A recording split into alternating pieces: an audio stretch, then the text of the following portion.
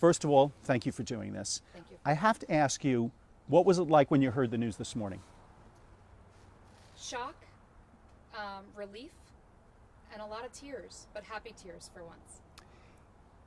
You have been, how long has this gone on? 6.5 years since I was terminated from my job, and then it was 5 years ago last week that I was indicted. And what has it been like just waiting for this U.S. Supreme Court review, correct? You've been sitting here waiting for that. Correct. So last year, after I was sentenced the first time, we then applied for cert, it's called. Yeah. And we had to wait for that after we had lost at the U.S. Court of Appeals. So we then applied for cert, and we got that June 28th or 29th of last year. And then waiting for the Supreme Court argument was January of 2020. And then now from January to today, it's almost like watching the grass grow. And yet at any point you could have gotten a call that said, you're going to prison. Correct. I would have, had the decision not been overturned, I would have had to go serve my 13 months in federal prison in West Virginia. What is the feeling right now? I'm still a little numb, but I'm relieved and I'm happy. I'm very curious as to what the next chapter is going to be, but I'm really very at peace with what we did to get this far. I have no regrets in that sense. Bitter, angry? Disappointed, which my dad always told me that it's worse to be disappointed than it is to be angry. I'm disappointed in people. But you got to be a little angry.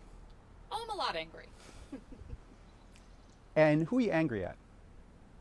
Angry at I'm angry at the prosecution. I'm angry at how that they prosecuted this case. I think it was, as the government said, as the United States Supreme Court said today, it was really not a punishable or prosecutorial offense. And I'm disappointed in the people I worked with. I'm disappointed in obviously the larger, more important people in my office, but all the other people who stopped talking to me and people that were afraid to contact me because they were told they couldn't. I don't like, if you're friends with someone, you stay friends with them in their good times or bad. And for me, I just couldn't believe that people walked out on me as they did. And my family and my children. You have them. I have 4 children, yes. And it must have been hell for them. They're amazing. They are some of the most resilient, and people say all the time kids are resilient. My kids are amazing. They're amazingly resilient. They really kind of stood the test of time with this. They endured a lot of pain too. They'd have to deal with my, whether it was sadness or bitterness or the court, the media, no offense. It was brutal. It was brutal, but they are amazing. We've tried to keep their lives as normal as possible in a very abnormal situation. And fortunately, with the help of my family, my friends, my attorneys, Mike Critchley, Yakov, everybody has kept my kids really normal in an abnormal situation. You mentioned the prosecution being angry at. What about Governor Christie?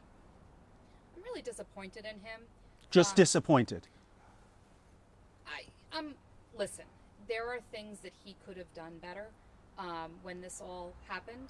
I'm disappointed in myself that I didn't ask enough questions when things started to get strange at the end of 2013, prior to the email being released. Do you blame him for where you wound up?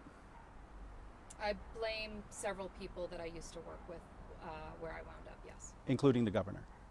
I'm disappointed in the governor. What about yourself? As I just said, and then I'm disappointed in the fact that I didn't ask a lot of questions. I'm disappointed in my choice of words, which I testified to in court. I'm disappointed in the fact that I allowed myself to believe in people who clearly weren't doing things that were proper. Maybe I'm gullible, maybe I'm too trusting.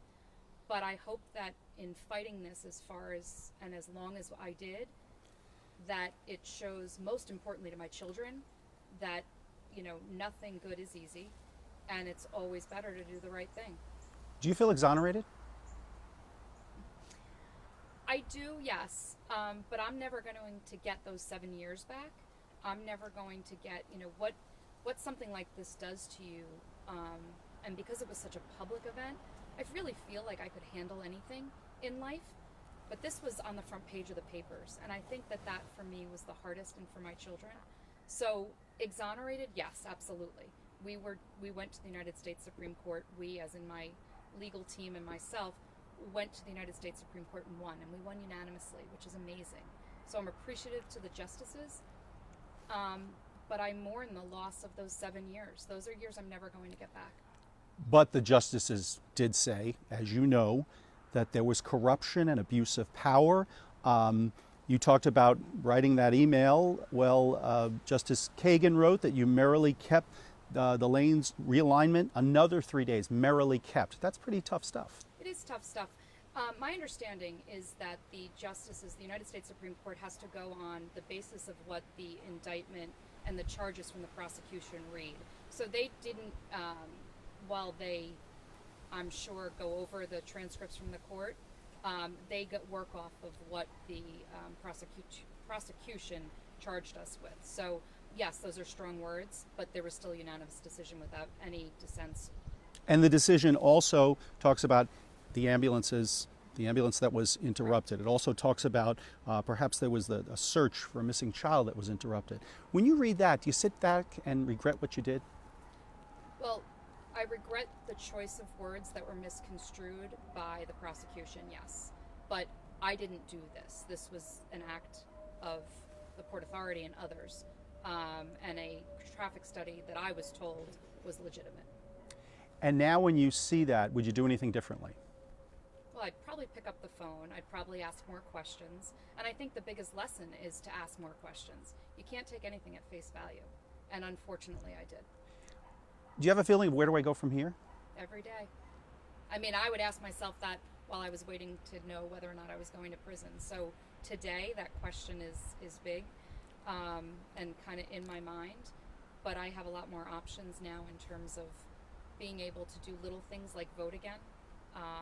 When you're a convicted felon, you can't vote. So little things like that are much more important to me right now than they have ever been. I want to work again. I want to go back to my life. I want to get back whatever life I can and move forward. I'll never get over this, but I'll get through it. You've said that support has not always been there. In fact, a lot of people deserted you. Is that what happened? Yes. People that I worked with for many, many, many years walked away. And people you didn't even know, frankly, you said, would come up to you and do what? I had some really horrible experiences. I had, one man came up to me on a Sunday in the grocery store shortly thereafter, after the stories broke, and, told me I deserved to rot in hell. And, people were angry, and I get it, but it was a scary time. It really was. And I would get letters of support from people across the country, and then I would get emails wishing, horrible things on me and my children. So there came a time where I didn't even live at home, and I wasn't able to because of what was going on. People watching this, what would you want them to know that perhaps they don't know? I loved my job and I loved my career. I love when government works well. It works well. I think I was portrayed very poorly, but I think that the manner in which this happened and how quickly it happened, they needed to paint somebody as the villain and as the scapegoat. But that's not me. I think that what's most important is that I did the right thing, and today validates that. Does it really validate it, though? Because there was a lot of talk of corruption and abuse of power, as I read you from the decision. Yeah. Well, it validates fighting it. I mean, it still was overturned. So it doesn't validate the behavior in which this played out and how things were interpreted, but it still was really, I think the day I was indicted, my attorneys, Mike Critchley, said, this is an indictment in search of a crime. And there was no crime. Do you have a message for any people of New Jersey who are watching this? Any message? I think my message would be really more a positive one. I think that, a week ago I was crying, sad tears because I didn't know what was going to happen, and I was thinking about having to, get my life together to go to prison. Today I'm sitting here knowing that the fight was worth it. And some days we're going, everyone has struggles, everyone has battles that they're fighting. You just have to keep going, and it's hard. It is so hard, but it's worth it. And I know I did the right thing. You gonna write a book? I want to get my life back with my kids, clean my house, and kind of get things squared away and catch up on life. We'll see. What have you learned? To be more careful and not as trusting.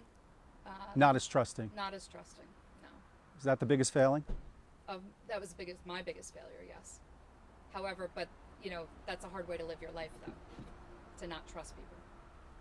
And so you're very different than when you were that many years ago. Completely different. How? Probably a little bit more humble.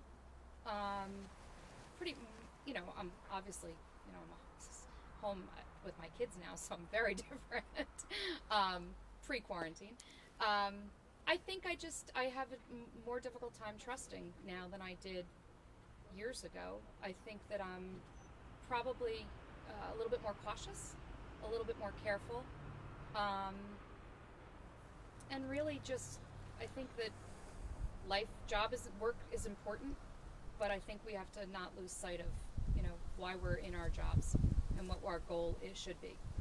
Are you concerned that for the rest of your life, when they Google your name, this is all going to come up? I can't make that go away unless, I don't even know if that's possible in today's day and age with social media and whatnot. This will always be attached to it, but will also be attached to it as Kelly versus the United States of America, and we won. And you said that you really liked being in state government. I did. And you even said to me you might do it again. I would like to go back to state government. I had been there for 20 years. That sounds hard to believe after what happened. Not if you loved what you did. Just a little bit more careful this time. I'd like to leave on my own terms. When you're terminated, when you're driving to work one day and they tell you not to come in, and then your 2-hour press conference firing you and calling you a liar. I want to leave on my own terms. Politics always gets a bad rap. What have you learned about politics and politicians? There's some good people out there. I think when you're doing it for the right reasons and you're there to serve the people, I think there are good people doing that. I think it's hard. I think, everyone says all politics is local and government, when you govern, there is politics involved. Yeah, there is, but there's a way of doing it, and some people lose their way. Did you lose your way? I was amongst people that lost their way, and I was amongst people that probably made me believe in something that wasn't what it should be. What do you believe in now? Justice and the process. What do you think of justice and the process now? I think that I am so honored that the Supreme Court took my case. They saw it as prosecutorial overreach, which is what it was. And here we are. And now they gave me my life back. And, from the day Mike Critchley took my case to the day Yakov Roth took my case at the appeal level, I've been so blessed. And to know that they fought for me as they did, and now that the United States Supreme Court believes in the wrong that was done to me, that's what I believe in. Is there anything you want to say that you haven't said? Now's your chance. You can say it. There's no case. You've got no excuses. No, I honestly, today is so much about my children, vindication for my children, my legal teams, and my family, and for me. Today's a good day. Today's a very good day. Thank you.